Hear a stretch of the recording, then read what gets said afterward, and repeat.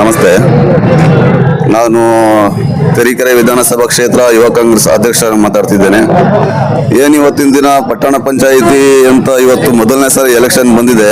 ಕಳೆದ ಬಾರಿ ಎಲ್ಲ ಗ್ರಾಮ ಪಂಚಾಯಿತಿ ಇದ್ದಿದ್ದು ತಾಲೂಕು ಕೇಂದ್ರ ಆಗೋಕೆ ಶಾಸಕನಾದಂಥ ಶ್ರೀನಿವಾಸರವರಾಗಲಿ ಸಿದ್ದರಾಮಯ್ಯನವರ ತುಂಬಾನೇ ಒಂದು ಶಕ್ತಿ ಕೊಟ್ಟು ಅಜ್ಜಂಪುರನ ತಾಲೂಕು ಕೇಂದ್ರವನ್ನು ಮಾಡಿ ಇವತ್ತೇನು ಸರ್ಕಾರಿ ಕಚೇರಿಗಳಿಗೆ ಎಲ್ಲ ಒಂದೇ ಕಡೆ ಇರಬೇಕು ಅನ್ನೋ ಒಂದು ಕಾರಣದಿಂದ 18.5 ಎಕರೆ ಒಂದು ಜಮೀನನ್ನ ಸರ್ಕಾರದಿಂದ ಮಂಜೂರು ಮಾಡಿಸಿ ಎಲ್ಲ ಒಂದು ಸರ್ಕಾರಿ ಕಚೇರಿಗಳಿಗೂ ಒಂದೇ ಕಡೆ ಇರಬೇಕು, ಜನಗಳಿಗೆ ಹತ್ರ ಆಗಬೇಕು ಅನ್ನೋ ಕಾರಣದಿಂದ ಇಲ್ಲ.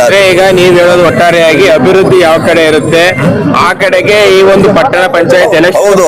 ಈಗ ಸರ್, ಈಗ ಇವತ್ತೇನಂತ ಹೇಳಿದ್ರೆ ಅವತ್ತಿನ ದಿನದಲ್ಲಿ ಇತ್ತು ಎಲ್ಲ ಎಂಡ ತುಂಡು ಈ ಒಂದು ಕಾರಣದಿಂದ ಮತದಾನ ನಡೀತಿತ್ತು. ರಾತ್ರಿ ಜನ ಚೇಂಜ್ ಆಗ್ತಾರೆ ಅಂತ ಇತ್ತು. ಯಾಕಂತ ಹೇಳಿದ್ರೆ GS ಶ್ರೀನಿವಾಸ್ ಅವರು ಅಜ್ಜಂಪುರ ಇವತ್ತಿನ ದಿನ ತರೀಕೆರೆಯಿಂದ ಅಜ್ಜಂಪುರಕ್ಕೆ ಬರಕ್ಕೆ 20 ನಿಮಿಷ ಮಾತ್ರ ಸಾಕಾಗಿದೆ. ಅವತ್ತಿನ ದಿನ ಗುಂಡಿ ಅಂತ ಹೇಳಿದ್ರೆ 1 ಗಂಟೆ ಮೇಲೆ ಇಲ್ಲಿಗೆ ಬರಕ್ ಸಾಧ್ಯ. ಹೌದು, ಒಂದು ನೀರಿನ ವ್ಯವಸ್ಥೆ ಇರಲಿಲ್ಲ, ಏನು ಕೂಡ ಇರಲಿಲ್ಲ.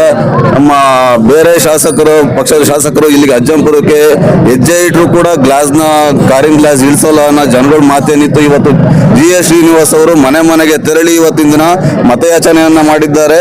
ನೀರಿನ ವ್ಯವಸ್ಥೆ ಆಗಲಿ, ಇಂದಿರಾ ಕ್ಯಾಂಟೀನ್ ಕೂಡ ಈ ಒಂದು ಎಲೆಕ್ಷನ್ ಇರೋ ಕಾರಣದಿಂದ ಇನ್ನು ಓಪನ್ ಆಗಿಲ್ಲ, ಅದು ಕೂಡ ನೆರವೇರುತ್ತೆ. ಕ್ರೀಡಾಂಗಣದ ವ್ಯವಸ್ಥೆ ಕೂಡ ಇಲ್ಲಿ ಜಾಗವನ್ನ ಮಂಜೂರು ಮಾಡಿಸಿದ್ದಾರೆ. ಮತ್ತೆ ಎಲ್ಲ ಒಂದು ಸರ್ಕಾರಿ ಕಚೇರಿಗಳು ಚೆನ್ನಾಗಿ ಇಲ್ಲಿ ಒಳ್ಳೆ ತರದಲ್ಲಿ ಒಳ್ಳೆ ಬಿಲ್ಡಿಂಗ್ಗಳಾಗುತ್ತೆ ಅಂತ ಹೇಳ್ತಾ, ಮತ್ತೆ ಜನಗಳು ಇವತ್ತಿನ ದಿನ ಅಭಿವೃದ್ಧಿ ನೋಡೇನೆ ಮತವನ್ನ ಹಾಕ್ತಿರೋದು. ಯಾಕೆಂದ್ರೆ ಇವತ್ತಿನ ದಿನ ನೋಡಿ, ನೀವೇನ್ ನೋಡ್ತಿರ್ಬೋದು, ಎಷ್ಟು ಜನಗಳು ಸೇರಿದ್ದಾರೆ.